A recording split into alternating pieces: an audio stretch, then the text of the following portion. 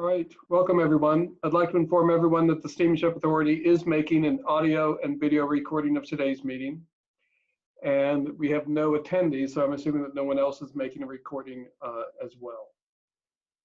In response to Governor Baker's executive orders concerning the necessity to conduct public meetings in line with social distancing guidelines during the current state of emergency involving the COVID-19 pandemic, all working group members are participating remotely in today's meeting because their physical attendance today would be unreasonably difficult. All working group members are participating in the meeting by the Zoom video conferencing app, and all members hopefully will be clearly audible to each other.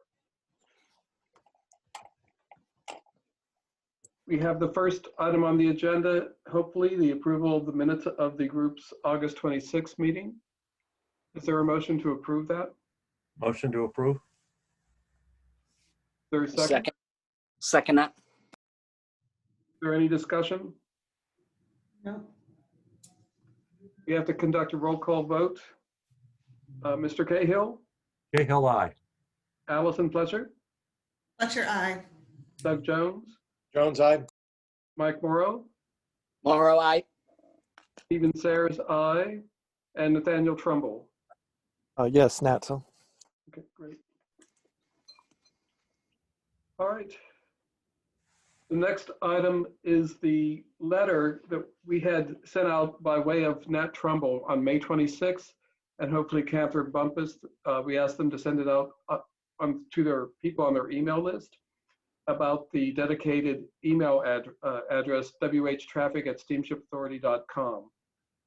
Since the last meeting, we've talked to Bob Davis, and he has authorized us to use that direct mail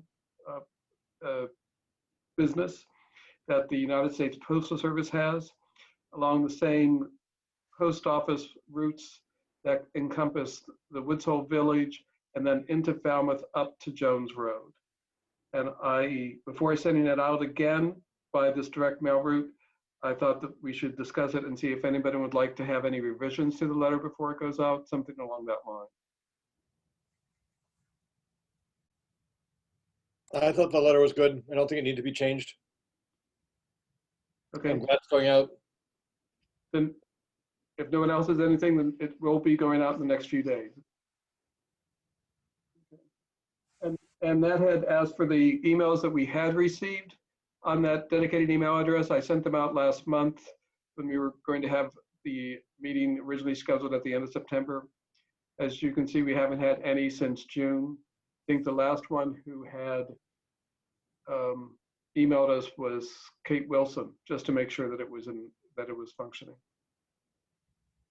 Hopefully we'll get some more as a result of this letter. The fifth item on the agenda is the status of the request for us to make revisions to our website. We have talked about this. The Contact Us button on the homepage is in the same place as it was before. We can't do anything about the size of the font or the location. We are starting a redesign of the website, I'm informed. Sean Driscoll has informed me of that. And they are taking these comments into consideration when they redesign the website. But We have Sean, our first meeting tomorrow, actually. We have our first meeting tomorrow in regards to the redesigning of the website. okay. But Sean did find out that he was able to change the page on which the Contact Us is on. So if people click on Contact Us, now the first item they see on the web page that they come to is a big Contact Us. So we've made some improvements, but not all the ones we want. You know, that second page is vastly improved. Okay, great. All right, the sixth item on the agenda, we had talked about possibly contacting Chief Dunn about having more monitoring of traffic on Woods Hole Road. I'm just wondering whether that has been possible or he's agreed to it. Unless Doug Jones has information. No. I don't think there was ever any additional monitoring beyond that instrumentation that he put out.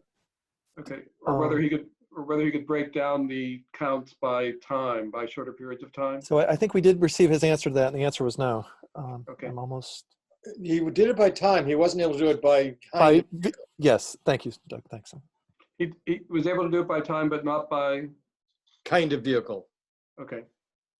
And I thought I sent that out to everybody. Yes. Yeah, that's what I was Okay. trying to refer I to. haven't gotten it, and we need that for our records to comply with the open meeting law. The two reports that you shared with us by the screen at the last meeting, if we could get those. I thought I immediately sent those out. Double check because I Okay. had immediately sent them to you upon your request for them. That's all right if you didn't. I just, I don't recall getting them. Okay. So since then, Yeah, Matt- I'm just quoting from it's a 2-sentence letter from Chief Dunn. No, there's no way the device can determine car versus truck. The only way to do that would be to actually have an officer there with a radar gun only capturing the trucks. And that's not possible either. Right. And that's the extent of his letter. Yep. Maybe that didn't go to everyone. Huh? okay, but since then, Nat apparently has worked with the Cape Cod Commission in order to do vehicle counts from September 25th through September 30th. And although it's not on the agenda for this meeting, hopefully we'll discuss it at the next meeting. But Nat, would that do the work of what we were trying to do with Chief Dunn and his monitoring? Not really, because it's not the Cape Cod Commission data are not related to noise. Or speed? It's just a count. That's right. Okay, all right. But on the other hand, there is breakdown between different among the different vehicles. Just for back, well, I can talk about it more next time. But it's a nice data set because it's 4 or 5 days long. The commission came back and redid their August count, which there was some quality problem. I think they were using some new instrument, so they gave us a lot of extra days in September, which is useful to compare with the steamship numbers because it gives us a sense of how much of the truck traffic on Woods Hole Road is steamship related. So that will be a discussion for the next meeting. Essentially, the data that the Cape Cod Commission has given breaks it by the type of vehicle, trucks versus cars, and I believe in each direction. Yes. And we have given Nat the occupancy reports for our trips, for all of our trips during that same time period.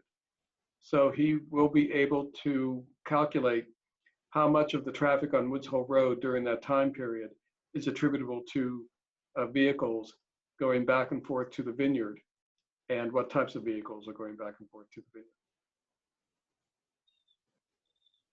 You know, I'm curious, what's the extent of what they're capturing and how did they capture it?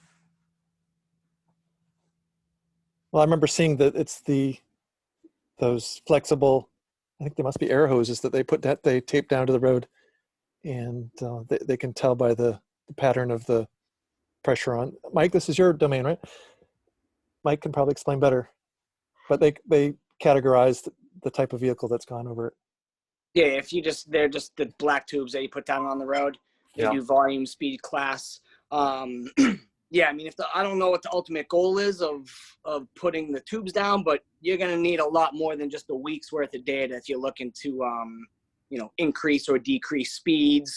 You're going to need at least a year's worth of data of that in order to do so. But I'd also warn you as well that just be careful what you wish for, because a lot of times when roads are designed, they're typically designed. So for instance, if a road's posted 35 miles an hour, more often than not, that road's designed for actually 40 miles an hour.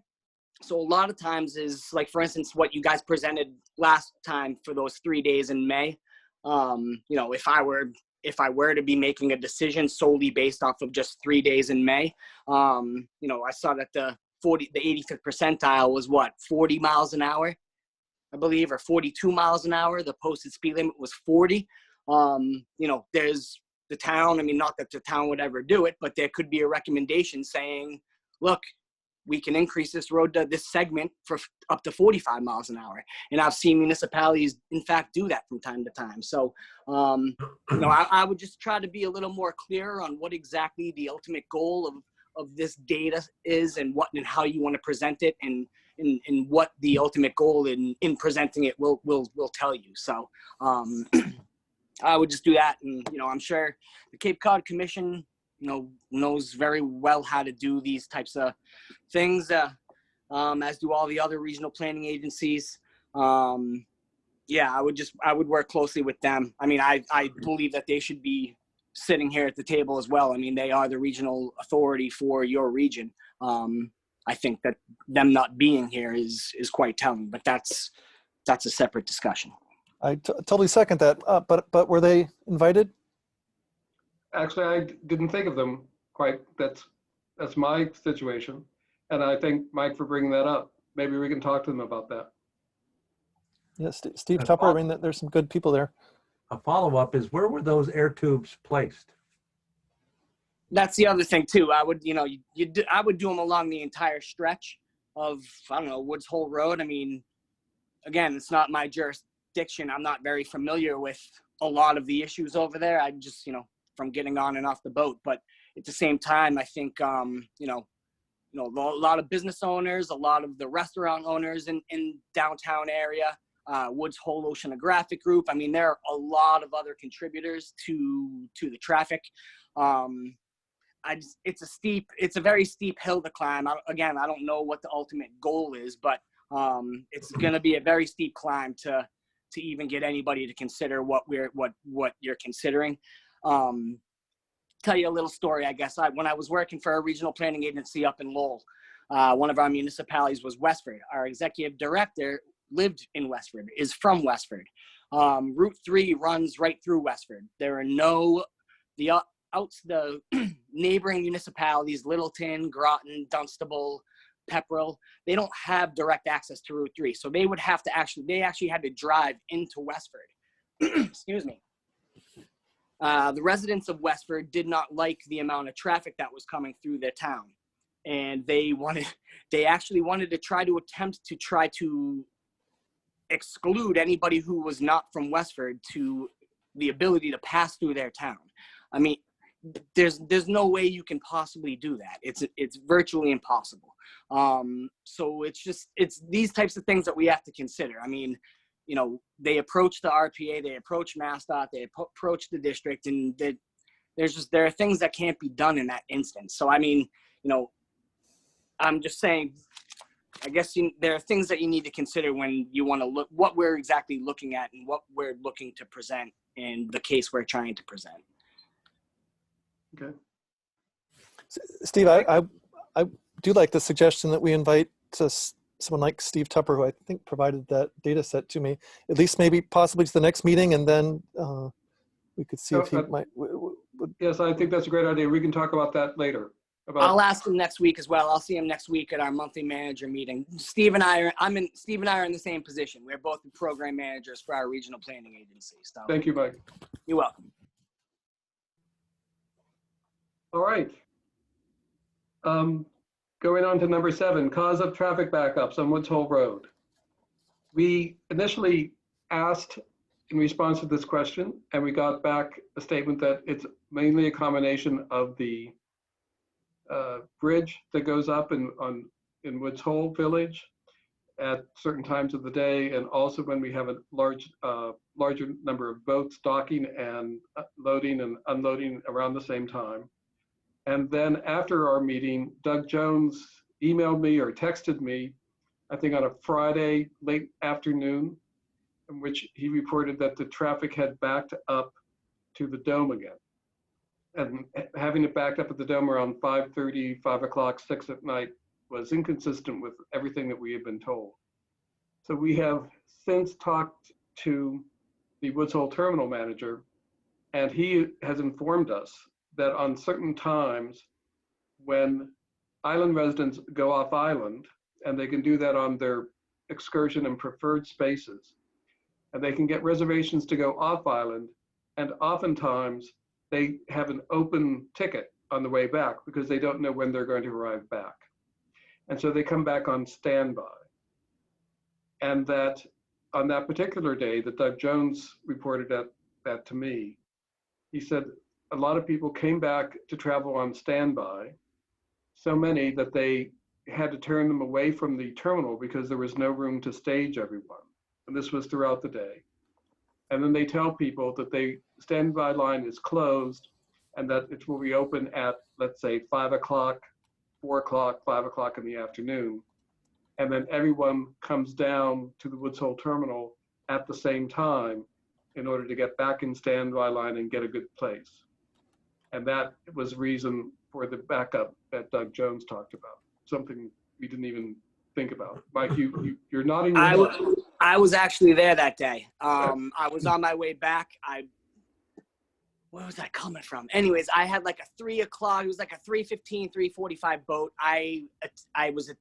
Sometimes I try to get there a little early, try to catch a boat maybe an hour early or so if I'm running early or whatever. So I got in line, and if I had gotten there maybe I'd say 25 minutes earlier, they would have told me to come back probably about a half an hour or so. But they must have turned away about, I would say, close to, God, it had to have been at least 50 cars, at least. And they were sending people back and telling them to come back at 4:30, 5 o'clock. A lot of people were putting up a fight. Some people just rode right through. It was one of the craziest things I've seen. I've never seen it like that. I think it was just, I don't know if it was just because it was a beautiful day out. I don't know. I've never seen anything like it, though. Unfortunately, it happens more often than not. Really? Yeah. Because you have I call them the Goldilocks hours. There's certain that everybody wants to travel. It's either the first thing in the morning to come off island to do stuff, and it's coming back around dinner time. It's everybody warms to those specific times. And there's been multiple times, unfortunately, because there's only so much real estate to stage people that we have to turn them away. True. So. Yeah, I was like, I'm an hour early. I was like, maybe I can get on one of these earlier ones. And then when I looked down the bridge, and I'm from coming over the bridge, I'm like, holy crap. And yeah, I was lucky because I was pretty close to being turned away. And I'm like, what I would have drove around. That's what I would have done. Well, This is the problem. it is. And this is something we've had in smaller scale at the Nantucket terminal over the years, and that we have put in place a system that I believe has been successful in eradicating that. And it is something which has improved customer service as well. So there are many institutional interests here in trying to implement something. What we do for Nantucket, I believe, it's been a long time since I've looked at it, is that people are given a number, sort of like at a deli in a supermarket. You're given a number if you want to go standby. And if you, we text people and we put it on a website that now we are accepting at the terminal numbers 1 through 10. And so only those 10 people are allowed to come down to the terminal and get in line. They don't show up, they forfeit their number, and they have to get all the way back at the line. And that has prevented the Nantucket terminal from getting cars coming back and forth all the time when there is even worse traffic than in Woods Hole.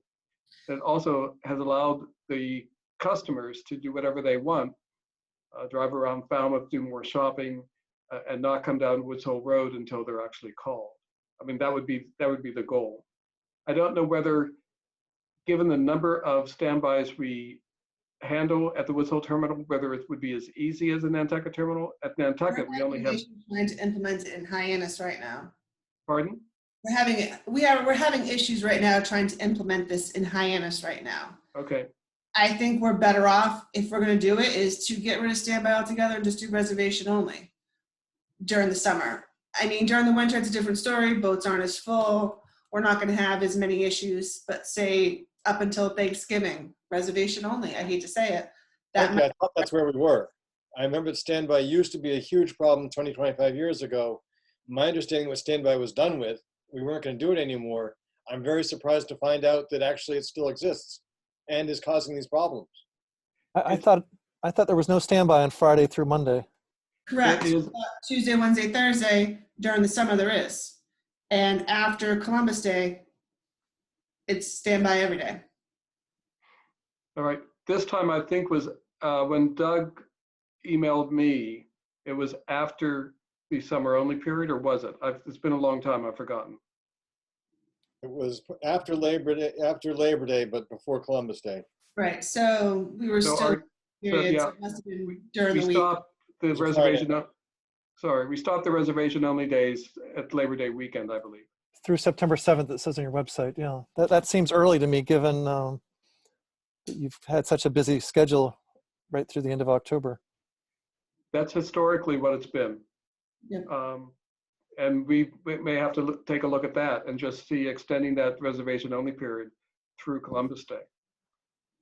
Something along that line. Well, we are told that the 5:30 needs to be in place through the end of October because you're so busy. Right. Touche. Well, I'm just, the dates don't seem to correspond. In fact, I mean, there's so much like- backup. It seems And what the more thing evidence too do you is need? the terminals, the employees of the terminals would rather see something like that than opposed to turning people away, telling them to leave and come back. I mean, Yep. it's not fun for us to tell people, sorry, you can't get in standby. Drive around and come back later. So I think reservation only might be the best bet through Columbus Day, at least. So For we'll every day of continue- the week. Pardon? For every day of the week. Oh, How often does this happen? I had not heard of it until Doug brought it up. So I don't know. I think that's when Allison is going to have to ask the Woods Hole terminal employees and find out how often it does happen. Whether it Also, happens during the definitely week. happens quite often. I had a neighbor who said it happens daily. That may have been earlier in the summer, but that was the report I had. But at this time of day or earlier in the day? I thought you had said it was earlier in the day. I think that was an earlier in the day event, but nonetheless. But if it's happening ever, it needs to not. Yeah, I mean, I'm off island a lot. Obviously, I haven't been off island that much in the last 8 months, but that's in the 8 years I've been out here. And again, I've been on and off island usually at least minimum 2 and upwards to 4 times a month. I mean, and I would come earlier because I have meetings in Worcester, I have meetings in Boston. So a lot of times I don't know how long those meetings are going to be. So I'd book a 5 o'clock boat. So a lot of those times I'd be able to get back for the 3:45. So, you know, I would come back to get in the standby lane, more specifically in the winter time. It's not available in the summertime.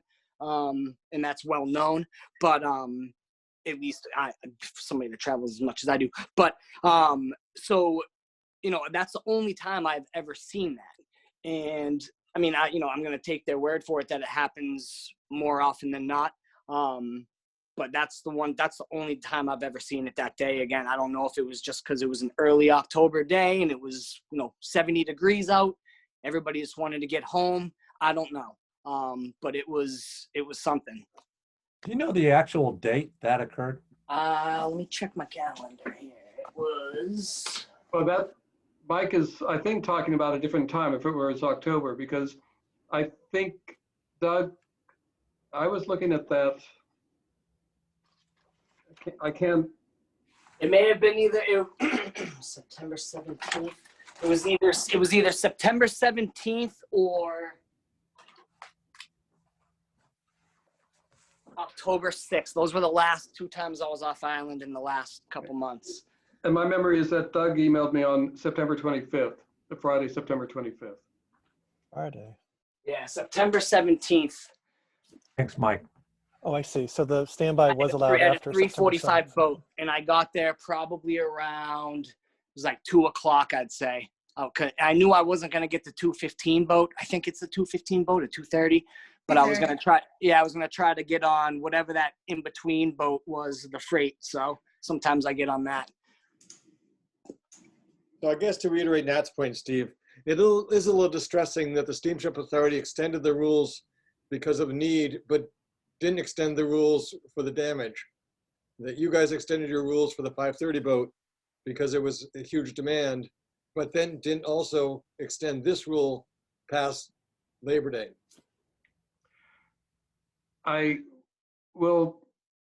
I think these are two very different issues that we were trying to address.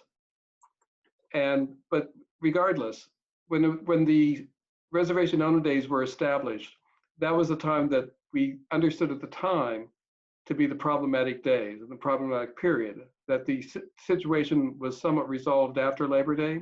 What we're hearing now, and we appreciate it, is that the situation continued to be problematic into September and maybe into October through Columbus Day. And that's what I think we will go back and talk with Bob and talk with the terminal employees and see what we can do about it. But either extending the reservation only days, maybe even putting them further into the weekdays if situation also occurs then, and finding out how often this happens and correcting it. The point I'm making is that the extension for the 5:30 was because of the COVID situation being very different. And to respond to that because of the COVID, but not to respond to the things that are disturbing the residents, is just another time of the steamship saying, we're going to take care of ourselves. We're not at the same time consider the things that might affect other people. And the more generous thing would have been saying, oh, if we're going to extend this thing, let's consider some of the other rules that changed on Labor Day and see if we want to extend those things also. And that just, again, would have been a reach out thing that would have been very, very powerful for the steamship authority saying, we know we're doing this 5:30 thing. We've had this rule that usually stops on Labor Day. We're going to extend that also, just in a sense of fairness. John? I can speak up for a minute. I think I side with Steve. I don't think the two are related. And that's the first time I've heard that the 5:30 vote was a result of COVID. I think the 5:30 vote is something entirely different issue. But more importantly is, what I want to say is this fall has been a very unusual traffic pattern. We're seeing it here on the island. I see it on the roads when I go off island. I see it all over the Cape. And we shouldn't make any judgments based on what I'm just hearing right now is one incident or even a series of incidents that occurred this September. I just think it was a very unusual time period. Well, I'm agreeing with that completely. And I guess my understanding was that the 5:30 vote was extended this year because of the extraordinary circumstances. And that is incorrect. The 5:30 vote was scheduled through October 20th last year. All right, and that's my misunderstanding. I thought that was a change was made in reaction to what was going on this fall. There was a change made. We delayed the implementation of the 5:30 from mid-May until mid-June. Okay. Sorry for wasting time. No, but regardless, it's a good point. We should address it.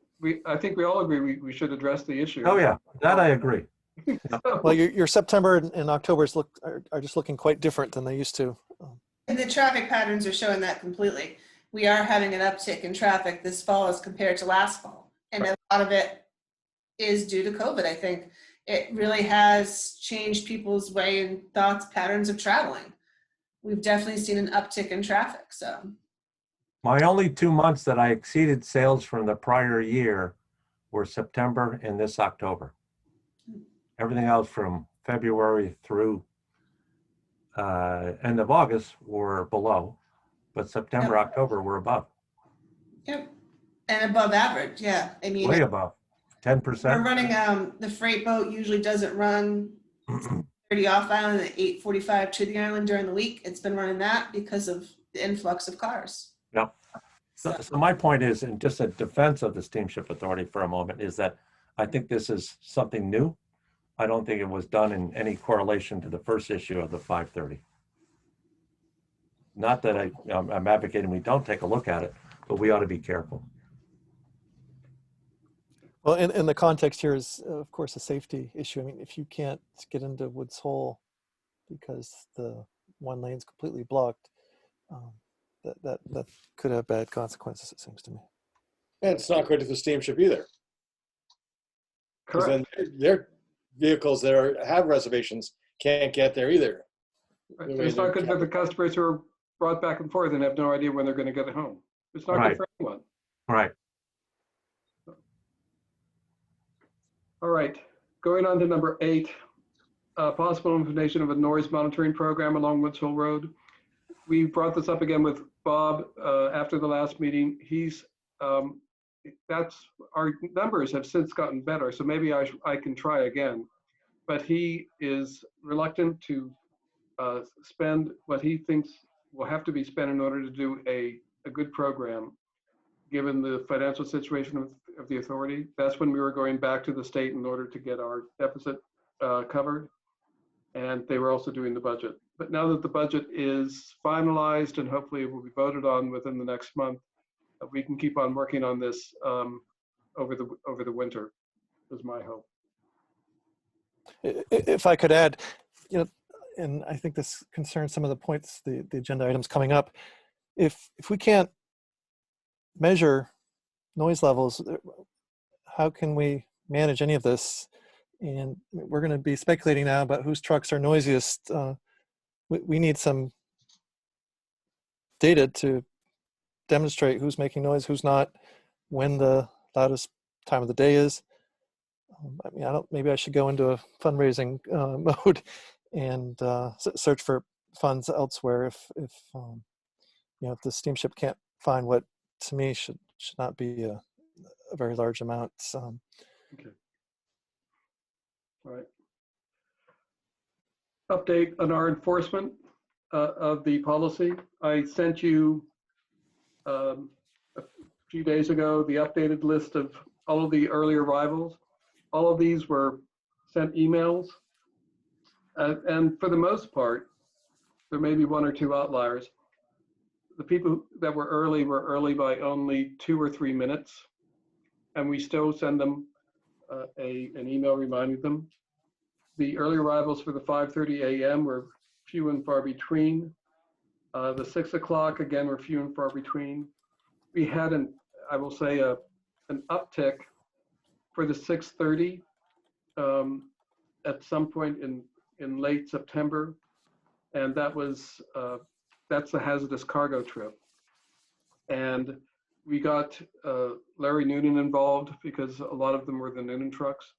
And he was able to put a stop to the early arrivals for a while. And then they've apparently implemented a GPS system with their drivers to make certain they don't arrive early. And then the ones in October were because their GPS system had a different time on it than ours did. And You're telling me that Noonan put in a GPS system in order not to arrive early? Well, I don't know. They have a GPS system, but they were keeping track. Well, they have tracking devices on their trucks because they're traveling hazardous material. So, Right. And so, kind of want to know where your hazardous material is at all times. Right. And so when we sent them the emails, they would come back and say, our GPS says that the truck was there at 6 o'clock, not at 5:58, because that was one that we said you were here at 5:58. And we said, no, our clocks say 5:58. So it stopped after GPS clocks are accurate to milliseconds. Go with the GPS clock. Well, then we're giving you 2 minutes or more sleep in the morning. So it's doing pretty well. We're continuing this, but the October 20th was the end date for the 5:30 trip. And so the next report will have them afterwards. And there was and people had difficulty initially. The people who were on the 5:30 who are now on the 6 o'clock, they were still arriving early. These are the smaller trucks. But since then, we didn't have any early arrivals today, I don't think, at all for any of the trips. Okay. And we're working with that. What we're finding, what we're finding is that the freight shippers, or certainly the people in charge of them, are very sympathetic with this whole endeavor, and they do take the measures seriously when it's brought to their attention. And so we're happy that that's been the response, as opposed to having a fight with the freight shippers over, whether they're entitled to be there whenever they want. That hasn't happened. So we don't have the names of the shippers within that data set. Is it one type? Is it one company, or are they the same drivers? Do you know that much? We don't know if it's the same driver. I don't think, but they aren't the same companies. It's Mid-Cape. It appears when they get a new driver on board that really doesn't know that we mean what we say when we say don't arrive early. And then so what have there been? Cisco was one of them. Cisco's a few times. Noonan was a few times for a while. Carroll's is once or twice. It's A lot of reprogramming too with them. Unfortunately, it's that, not that it's an excuse, but you all summer long you've been doing the 5:30, and then all of a sudden the 5:30 is gone, and right. as much as you tell them don't show up until 5:30, it's a matter of Right. forcing it into their heads so they realize moving forward. Wait a minute, they had the 5:30 for almost 6 months. Right, I'm just saying, but now that we don't have it anymore, trying to get Oh, out of that routine of showing up for it. Yeah. And get them back on okay. the road. And it's not, I should put down the times when they arrive, just trying to get it all on one page. It's really only a few minutes, and it could be something having to do with whether the Quizlet lights were red or green that day, Yeah. or something along that line. So. Yeah, there's nobody fragrantly disobeying and showing up ridiculously early, so which is a good thing. Yeah. Well, all the more opportunity to slow down as they come down Woods Hole Road. I don't think they're going to be holding anyone up at that time of day. Steve, have you, What- other than generating an email, have you penalized anyone by not allowing them on the boat? You've talked about that. We But if have it never not, happens, then no one's we've going to not take had that to seriously. do that yet, because these are goods that are necessities of life for the island. That would be something we would want to exhaust our powers of persuasion, and luckily they've worked.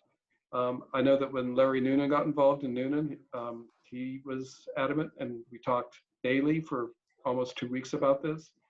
And we've been told by another company that when their driver arrived early recently, that they have taken corrective action against the driver. Whatever that means, I don't know, but it's probably some type of discipline. So that's what they're doing. And so we've been able to continue to have the goods delivered, but substantial, almost, and very good compliance with the early arrival times.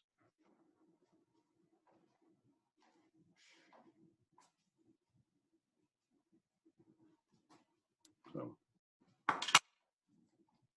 the SSA employees leaving the Woods Hole terminal by motorcycle. Allison says she doesn't know any terminal employees who leave by motorcycle, but apparently some vessel employees do. It's odd that they would be leaving around that time, because They're on the governor or the Oh, island. That's not odd to me. Oh, yeah, well, they usually. So she has put an APB or something at the terminal asking them to quiet down. And Well, luckily, no one's riding their bikes anymore, so. okay. well, I haven't heard it, but the report is that it's a single rider. I mean, if I can find the make and model, what's a different story? I can easily. I assumed it was Steve. Person. What's that? I thought it was Steve. Yeah, the electric bicycle. Now, I will say a neighbor was physically angry about this, so we I hope it can be addressed. Okay, yes.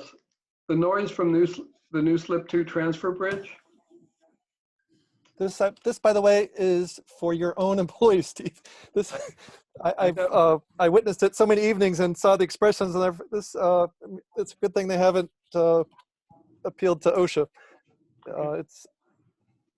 I saw the fire tube solution. I don't know if that worked very long. The what solution? Well, they split a fire hose and Yeah, don't ask them that one. That one's. it didn't Okay, work very all right. long. It worked a little bit. But. Well, what I was told when I first raised it is that the design of Slip 3, which you say is soft, is not as loud, and the design of Slip 2 are the same, and therefore the noise is the same.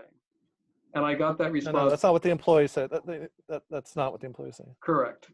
And I called, I talked to Bill Cloutier, who's the project manager there, about the Woods Hole Terminal reconstruction, and that's initially what he said. And I asked him to go out and look at it and listen to it.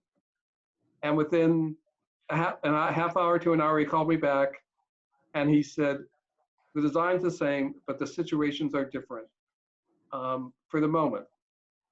And it's because of the different heights of each of the transfer bridges.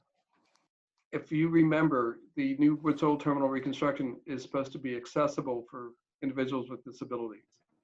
And so we have designed each of the 3 slips to be a different height in elevation in order to take into account the difference in the heights of the freight decks of the boats above the waterline. So my memory, and I'm just doing this out of memory, is that the new slip 1, which is now under construction, is the elevation is going to be around 7 feet, and that's designed to match with the freeboards, or the elevation of the freight decks of the Island Home and the Governor, because they have low elevations because they're double-ended boats. And that means the slope of the transfer bridge will always be a walkway and under all tide conditions. Steve, may I withdraw this question?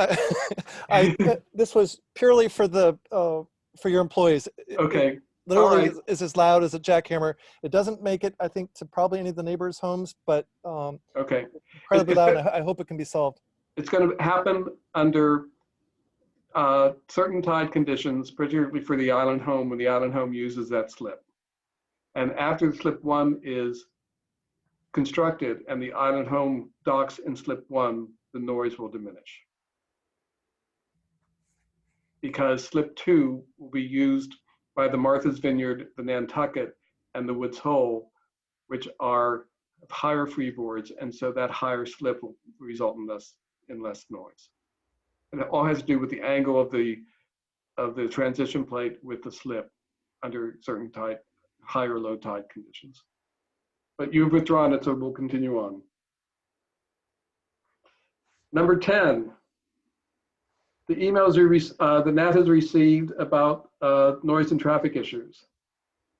The loudness of Bruno's trucks compared to other trucks.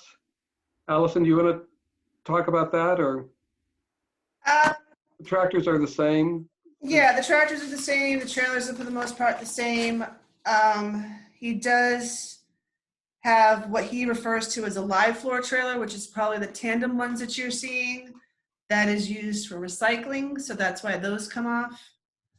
Other than that, he says between April and November, 8% of his trucks were returning empty in that time period. The rest of them were returning back with product, while periodically in the off season, through 11/1 through 4/1, they're at about 45% returned with products in the truck.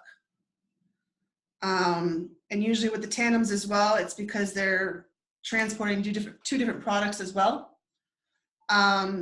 So they're consolidating one truck, 2 different types of products that they're coming off with as well. So that is another reason why they have the tandems. So. He said the tandem, one trailer for the tandem would be for recyclables, and the other trailer for the tandem would be C&D. That way they can do them both in one trip instead of putting two as trips opposed to doing and increase. 2 trucks. Yep. We're talking about Greg Carroll, right? Okay. Yes. Yep. So my observation is that the tandem is particularly loud, but that's the ratio of trash, which I see is our next item, and well, it's either he does the tandem, one load, or he has 2 trucks coming off. And now you have more trucks on the road. Possibly, although the tandem, those tandem, he has to. I guess I'm not convinced that 2 regular sized equals a tandem, because the tandems are, there's 2 different products. That's the problem. You have recycling and you have something else. You can't. So the bigger issue though is how noisy those trucks. In my view, they're driven up Woods Hole Road very aggressively, and the engines can't be small, so they're going to be noisy to some extent, no matter what. But you saw the video, right, on the woodshole.net website? I did. They didn't seem like they were speeding to me, but you thought that was okay? Well, actually, I did. Different folks. I know. I watched the ones from late September and from October. I watched them all, and they were all responsible trucks going up past the Sands of Time, or by, and now I've forgotten because it's been a while, whether it was Church Street or Knobsco Road. It was at Church Street. Okay. He And had his camera. they seem to be responsibly driving.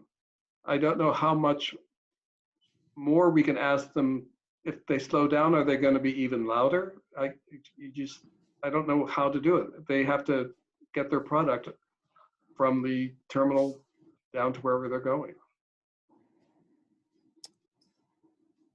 Up from the terminal, right. Well, to me, slower is almost always quieter in my view. I mean, admittedly, they have to make it up a hill. But then we start comparing those trucks with a Stop and Shop, other rigs, and there's almost no comparison. Those trash, I don't know if it's the weight. I mean, it's got to be the weight. It has Stop to be and Shop's weight. coming back largely empty, I would guess. And a lot of the other trucks are coming off empty too, later in the day after they deliver their stuff. Well, I think this explains the focus on the trash. Well, this may return us. All these points are agenda items are interlinked. The monitoring would tell us just how noisy what seems fine to Allison seems quite noisy to me, and I would call this noise pollution, which is a form of air pollution in the Commonwealth. Did Greg offer to try slower speeds? I mean, I don't.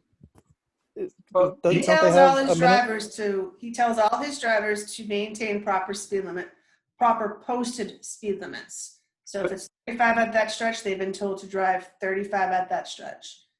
Or even slower. At the last meeting, when he was here with us, he said he would try to see what he could do again.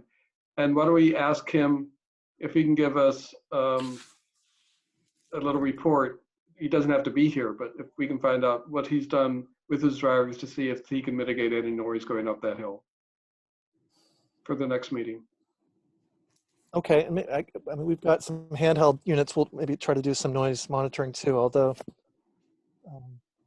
Because I'm not sure that going slower is going to be less noisy. I think. Well, that's what the literature says. Although let's measure it and find out. Right, that's not uphill though. That's on a level. And so you're going to have the engine. Yeah, I don't know. Yeah. Well, I hope you can mention issues like this to Bob Davis when you're talking about the noise monitoring, because I mean, I feel like we're operating blindly. We don't know if trucks are noisier, if they slow down going uphill or not. Okay. All right, and the Mesita trucks?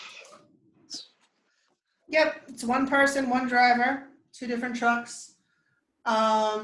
The cab over is a 1994. It's passed inspection. It has the original exhaust on it. He does admit occasionally late at night he might go a little bit faster than he should, but he says he is going to be working on that. It's only because he wants to go home after a long day. So he will be paying more attention to his speed when he's coming back at night empty, but he says he never is speeding when he comes down to the boat. So you've talked with him, Allison? Yep, personally talked to him. Okay. And if my memory serves, these are not all my observations, but this one I can confirm. I think it's coming off, if I'm not mistaken, there was a period when he was coming off. He comes off late. Right. He does. He'll get the 7:15, so he's hitting Woods Hole about 8:15. And to watch him, he kind of explodes up Railroad Ave. He must have an empty, I assume the truck's empty. Yes. Whoever that driver is, I mean, Mr.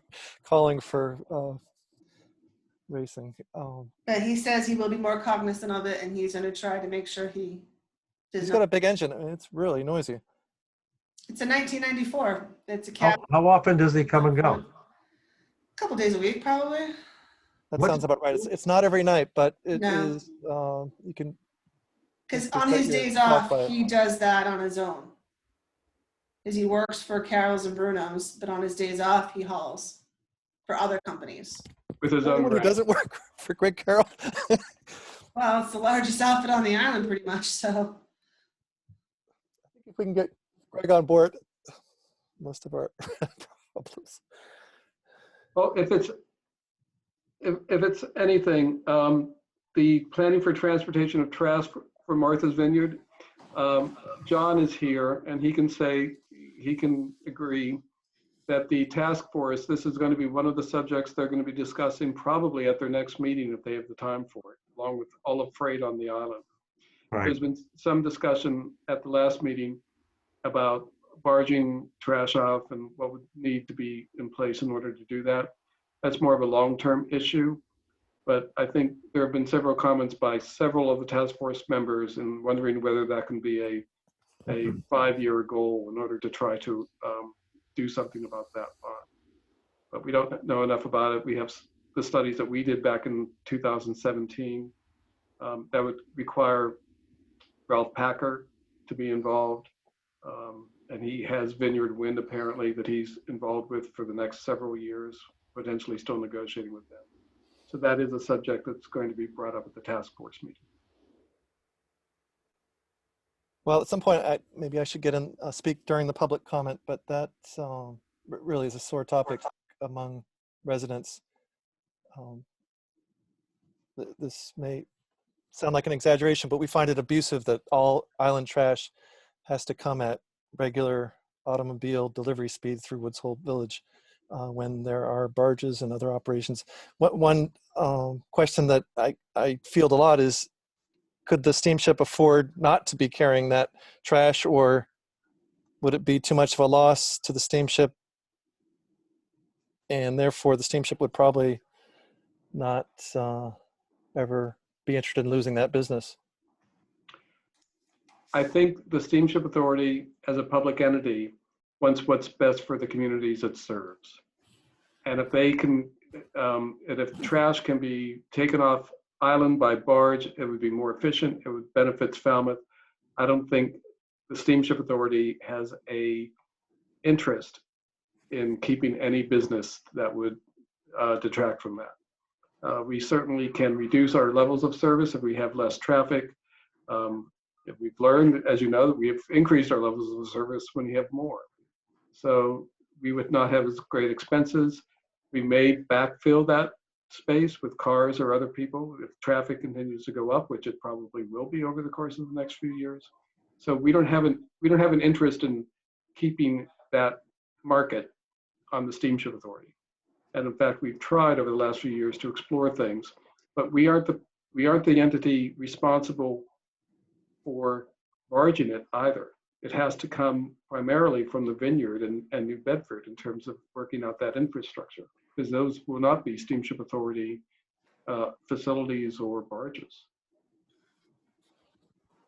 Yet the steamship could provide incentives to the vineyard towns and trash carriers to make changes. Yeah, I was disappointed by the last trash study seemed to end up on a shelf. I thought at least some of the recommendations in there were calling for exploring barge to rail, which is available in New Bedford. I just... Yeah. I'm not looking in the past. I'm looking at trying to move things forward from where we are now. Okay. And the task force is interested in looking at that. They also, I think, want to look at other aspects for the environment for Martha's Vineyard. So I'm going to, they're all capable people on that task force and well-intentioned. And I think they're going to look at it with an open mind.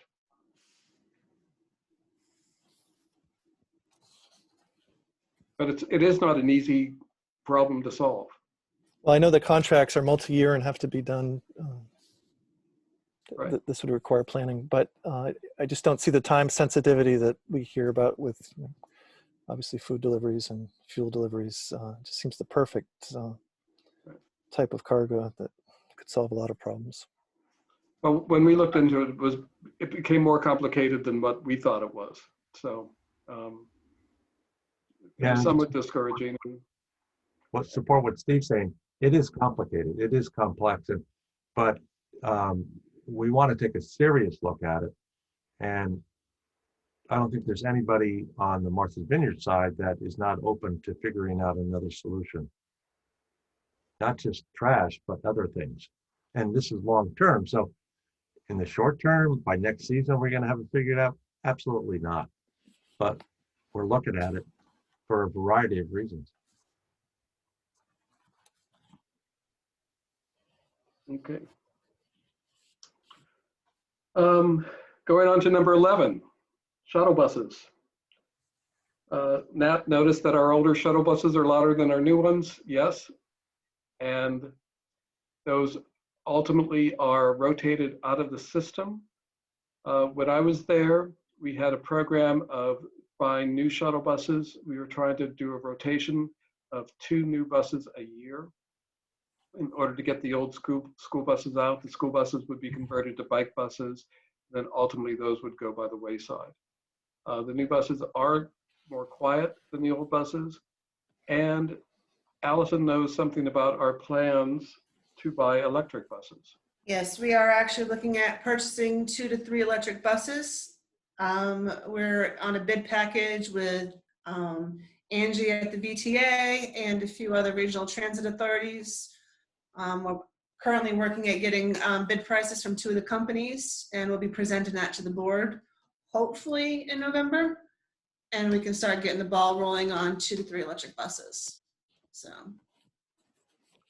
With respect to the charging stations not being at the Woods Hole terminal, we would expect those charging stations to be at Palmer Avenue where all the buses are stored. Correct. And that was the plan. I don't know whether you remember, but several years ago at the end of the Deval Patrick administration, Olive Technology, I think was the name of the company, came down and had pretty much secured a grant from the Patrick administration for electric buses that we were going to acquire, and we were going to have practically an electric bus fleet from Palmer Avenue for Woods Hole. And we were going through with that. I think the board had approved a contract with Olive Technologies, and then Charlie Baker became governor, and all that grant money died. So it's not as if we had not been taking any steps to get electric buses, just the avenues we had pursued dried up at that time period. And then now we're going back to get 2 electric buses. Now I think we're getting 3 new buses this year instead of just... It's 2 to 3 electric buses this year. No, not that I'm aware of diesel buses this year. Because we did 4 diesel buses. Well, we did 4 diesel buses this year. So we're looking at next year, the 2 to 3 electric buses. Okay, and next year will be our first electric buses. Correct. Okay. Thank you. We can only applaud that. But we continue to compare you with VTA, who has a dozen very quiet. If the new diesels are quiet, the electric are even quieter, obviously. Okay. All right. Okay. Number 12, discussion of additional ways we might be able to mitigate noise and traffic issues from our Woods Hole terminal operations.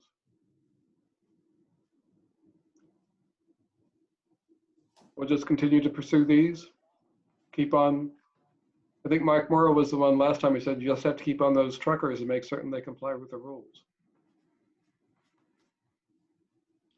We did send out a new freight shippers letter with the beginning of the fall schedule. I can send that out just so you know. It's the same as the one we sent out in August, reminding people of the rules. And also we have revised our reminder reservation email that we send out to the freight shippers that come for early morning, telling them they aren't supposed to be here early.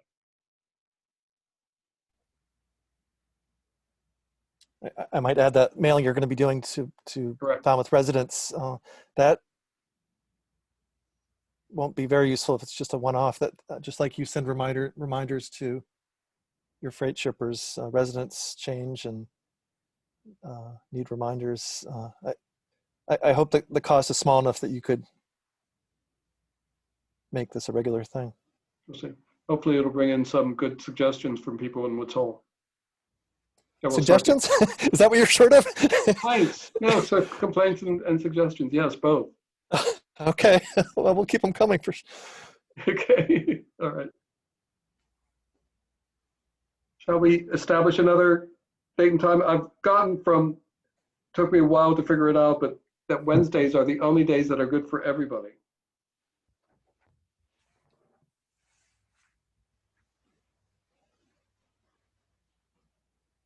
Wednesdays, I have a Dukes County meeting a couple of times a month Correct. Oh, yes.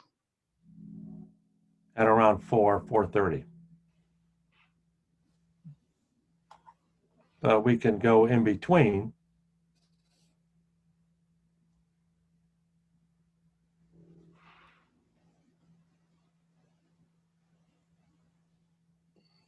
I do have one on the 4th of November. I mean, that's too short, but I'm open on the 4th of the 11th.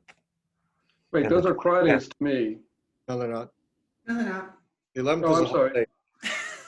I'm open on the 11th and the 25th at 4. 25th is the Wednesday before Thanksgiving, and the 11th is Veterans Day. The 11th is Veterans Day on a Wednesday? It's always November 11th. Probably the 9th or something, right? We always celebrate Veterans Day on November 11th. All right. Yeah, it's a Wednesday. So do we kick it out to December 9th? Do I have something in there for Dukes County? December Dukes County 2nd? is the 2nd, so I could do the 9th. Okay, 9th sounds good. Very good. Yeah, I can do that. I'll put it in. Okay, 4 o'clock again? That works for me, please. Great. And Steve, you've made note of possibly inviting Steve Tupple. Yes, Mike is going to mention to him next week at their Okay. meeting, now that he has Yeah. the time. Yeah, I And should see him on Tuesday. So if someone could send me his contact information, that would be great. I have no idea who he is. Tupper, I got his name wrong. I can do that. Thank you. You're welcome. Great, thank you very much. All right, shall we move, motion to adjourn? So move. Move. Seconded? Second. Okay, John Cahill, Hey, hello. Allison Fletcher, Fletcher, aye. Doug Jones, Doug Jones, aye. Mike Morrow, Or I. Nathaniel Trumbull, Aye, and thank you, everyone. and Thank you. Steve Stairs also votes aye. Thank you, everyone. Have a great night. Thank you, Steve. Good night, everybody. Thank you. Bye. Good night. Bye.